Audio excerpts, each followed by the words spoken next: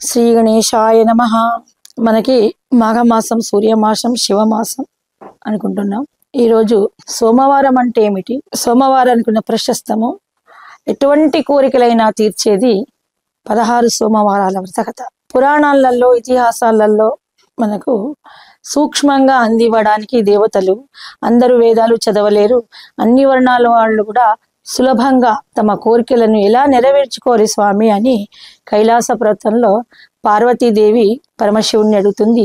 చర్మాంబధారి అయి స్ఫటిక వర్చస్సుతో మందహాసంతో వెలిగిపోతున్నటువంటి ఆ పరమశివుణ్ణి బాగా ప్రార్థించి లోక కళ్యాణార్థమై ఏదైనా సులభ మార్గంలో మనుషుల యొక్క కోరికలు తీర్చడానికి ఉత్తమోత్తమైన వ్రతం ఏమిటి ప్రభు, స్వామి సెలవీయండి అని పార్వతీదేవి అడగగా, మనకి సోమవార కృత వ్రతాన్ని ఎలా ఆచరించాలి, శక్తి మేరకు కనీసము 5 వారాలు లేక 16 వారాలు లేక 8 వారాలు ఈ వ్రతం చేసుకొని ఏం చెయ్యాలి, ఎలా చెయ్యాలి, వ్రత విధానం ఏమిటి అని మరల పార్వతీదేవి అడగగా పరమశివుడు చెప్తున్నాడు, దేవి, అనేకమైనటువంటి ఇబ్బందులకు గురి అవుతున్న కలికాల మానవులు కాలుష్యమైన ఆహారము, కాలుష్యమైన వాతావరణము, కాలుష్యమైన మానసిక స్థితిలో అల్లాడిపోతున్నారు.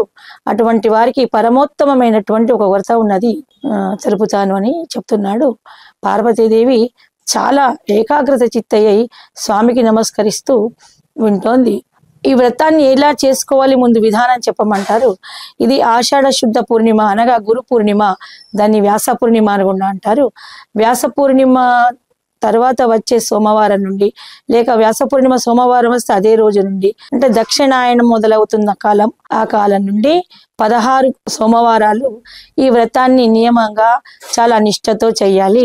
వ్రత విధానం ఏంటంటే ఉదయం ఆరంభమే చక్కగా నది తీరానికి వెళ్ళి, నది ఉన్న వాళ్ళు నది దగ్గరికి వెళ్ళి, లేని పక్షంలో ఇంట్లోనైనా నూనె అంటుకోకుండా తలస్నానం చేసి శుభ్రులై శుభ్ర వస్త్రాలు ధరించి పీటను అలుక్కొని చక్కగా పంచవర్ణల రంగు ముగ్గులు వేసుకొని పూజా సామాగ్రి మొత్తంగా దాదాపుగా ఈ కాలంలో అందరికీ తెలుసు, ఆ సామాగ్రి పూజా విధానమైన సరిపోయేటువంటి సామాగ్రిని తయారు చేసుకొని 3 నైవేద్యానికి గోధుమ పిండి కానీ, గోధుమ నూక కానీ, బెల్లము, మంచి నెయ్యి, ఆవు నెయ్యి, అన్ని రకాలైన పలుకులు వేసి కాసిన్ని పళ్ళు, పూలు, మారేడు దళాలు, మినిమం 16 మారేడు పత్రాలను తయారు చేసుకొని, శ్వేత పుష్పాలు, తెల్లని పుష్పాలు అంటే పరమశివుడికి చాలా ఇష్టమట.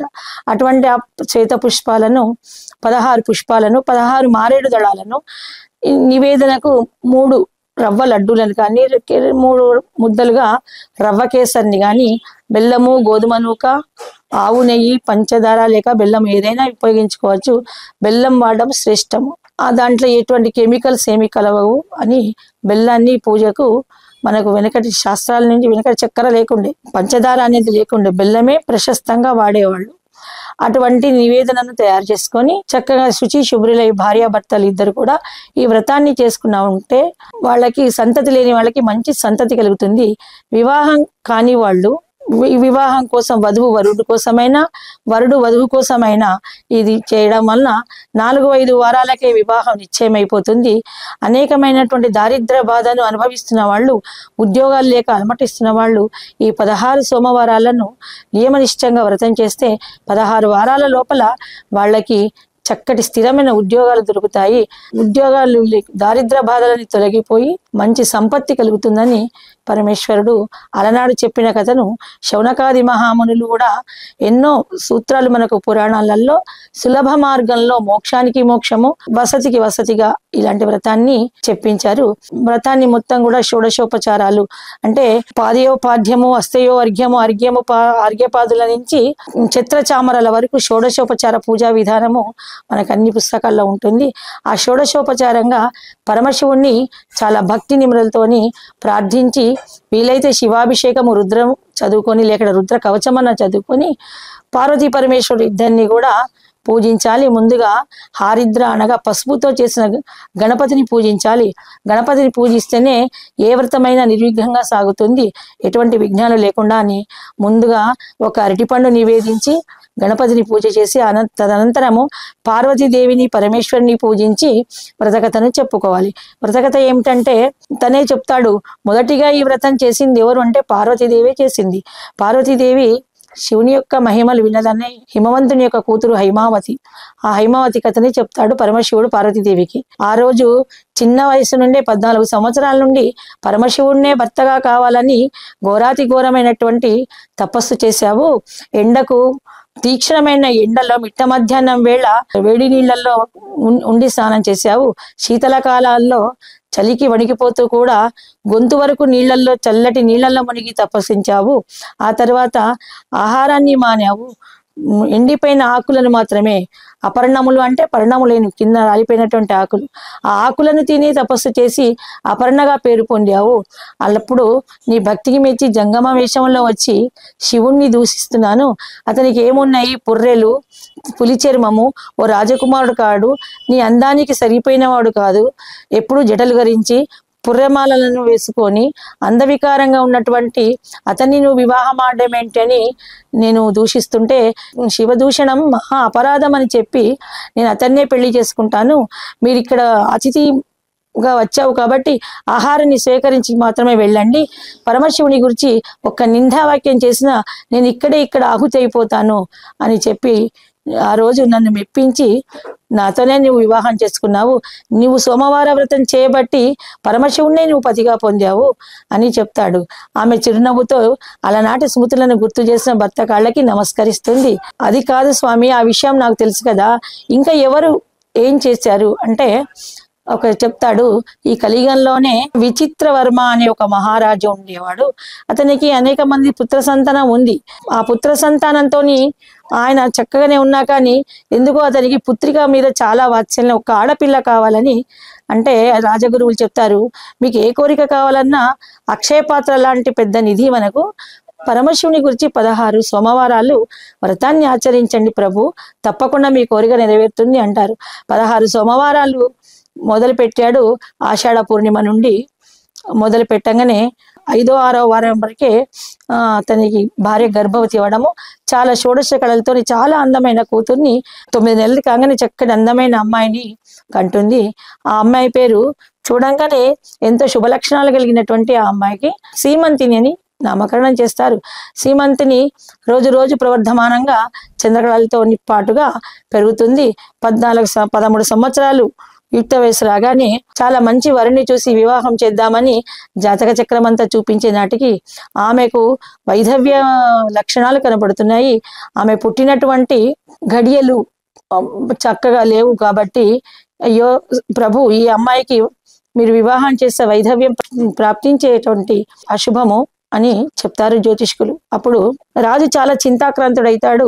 మళ్ళీ కూడా ఆ పరమేశ్వరునే వేడుకుందాము అనుకుంటారు. వివాహానికి చంద్రాంగదుడనే ఒక రాజకుమారుని తెచ్చి వివాహం చేస్తారు. వివాహం చేసిన కొద్ది నెలలకే ఒక పడవ ప్రయాణంలో అతను ఆ చంద్రాంగదుడు నీళ్లలో మునిగిపోతాడు. సీమంతిని కూడా పరమశివ భక్తురాలు, చాలా ఆమె దుఃఖిస్తుంది, ఇంత తొందరలోనే తన భర్తనికి ఎడబాటిపోవాలా అని. అప్పుడు ఆమె పార్వతీదేవి యొక్క మహాభక్తురాలు, తల్లి సీమంతిని, నువ్వు కూడా అట్లా బాధపడకు, ఆమె కూడా ఆత్మాహుతి చేసుకోవడానికి వెళ్ళిపోతుంది నదిలో పడి, అలా చెయ్యకమ్మా, నీ భర్తకి ఏమీ కాదు, నీ భర్త సురక్షితంగా ఉంటాడు, నేను చెప్పినట్టుగా చెయ్యి తల్లి అని ఈ 16 సోమవారాల వ్రత కథను చెబుతుంది.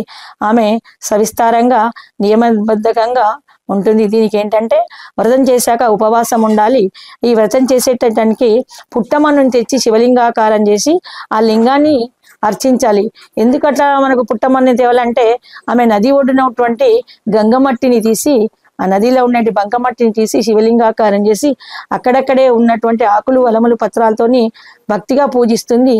నీళ్ళలో మునిగిపోయినటువంటి పడవ చిన్నాభిన్నం అయిపోయినా ఆ పడవ యొక్క శేషాలు కొంచెం ఏదో చెక్క ముక్కలు దొరికించుకొని చిత్రాంగదుడు ఈదుకుంటూ ఒడ్డుకు వచ్చేస్తాడు.